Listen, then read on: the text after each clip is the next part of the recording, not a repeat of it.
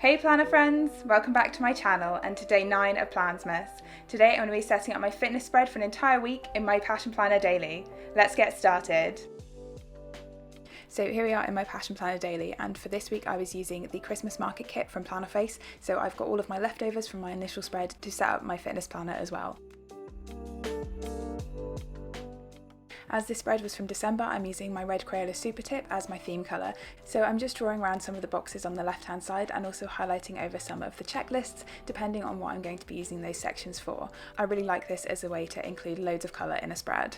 I'm also not super particular about these lines being straight, so I'm just going in freehand rather than using a ruler.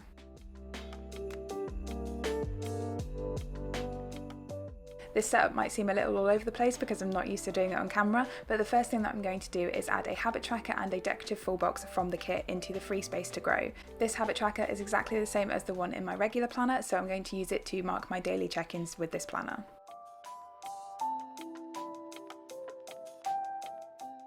Next, I'm going to add all of the date covers from the kit into the timeline, so this really makes it into a weekly spread. This is where I'm going to record what each of my workouts are for the day and also my step count for the day. I'm leaving an hour's worth of space on the timeline between each date cover so that I have some space to write. This means that all 7 days fit in the timeline pretty perfectly.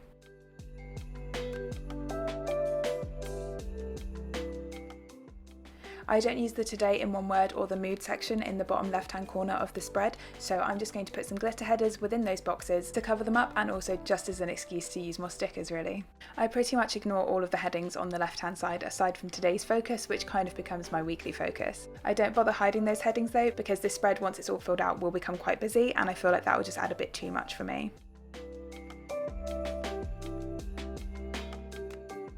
I'm adding this flag into the bottom of the work section where I will include my average macros for the week, and then I'm going to move over to the Space of Infinite Possibility side of the page. So first off, I'm using this Christmas washi tape from Plannerface just to create a little border at the bottom of the page. I'm then adding the strip of washi I had left over from creating my weekly spread onto the top of the page to cover up that Space of Infinite Possibility header.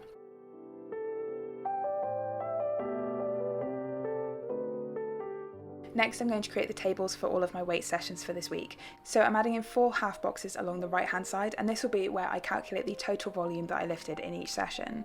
I'm then going to use my red Crayola Super Tip again to create the heading of my table, and then my Grey Stabilo fine liner to just section off the parts of the table that I need. So these are going to include my exercises, the weights, the reps, and the number of sets I did. I then have a spreadsheet that works out the total volume because that's a lot of maths that I don't want to deal with. As you can see from the titles I've added, I'm currently doing a legs push-pull split with 2 leg days each week, and then at least 3 of these sessions will include some Olympic lifting to start with. Please be aware that I am not a fitness professional, I'm literally just showing you how I use this planner to track my fitness stuff. The program that I'm currently working through was designed specifically for me and my goals by my trainer. I usually grab a motivational quote of some sort from one of my Passion Planner sticker books to fill in the rest of the free space to grow, and then we can start filling in all of my plans for this week using my Pilot Friction pen. So this was my muscle building week 7 and it was one of the weeks in December, so I've just added in that along the top and then also the days of the week along my date covers down on the timelines.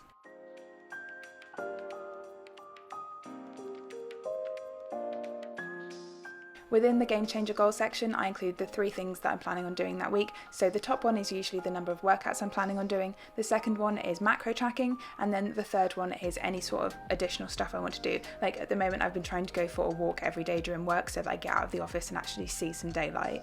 And then in the personal and work section I track my macros, so I'm not super great at eating when I'm hungry, so I need to make sure that I'm eating enough food for the amount of exercise that I'm doing, because that has definitely been a problem for me in the past. I also do keep an eye on my macros because I want to make sure that I'm getting enough protein in to reach my goals of building some more muscle at the moment. Macro tracking is not an exact science, so you really have to take it with a pinch of salt. I've also been watching a lot of Abby Sharp recently and learning a bit more about intuitive eating, and I think I do want to move more towards that in the future rather than tracking. But for the moment this is what's working for me, and it also kind of works for the program that I'm on at the moment, where, as I already mentioned, I do have the input of a fitness professional.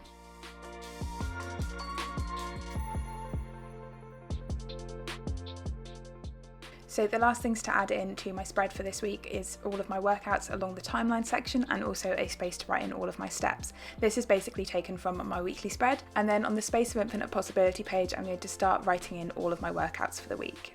I got a few exercises into this and then realised that I didn't want to write this entire thing out on camera because I just end up cutting it all out anyway. So pause it in a second if you want to have a look at all of the exercises that I do on a particular workout. The weights on here are all in kilos.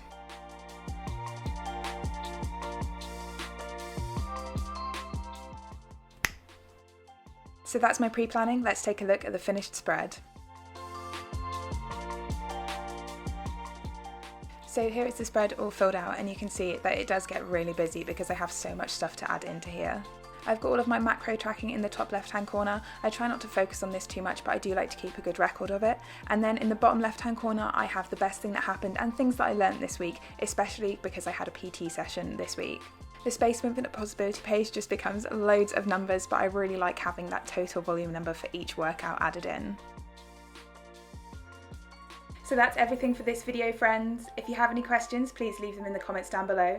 Drop the video a like if you enjoyed it, and if you're new here, don't forget to subscribe. I'll see you tomorrow for another day of Plansmas. Bye!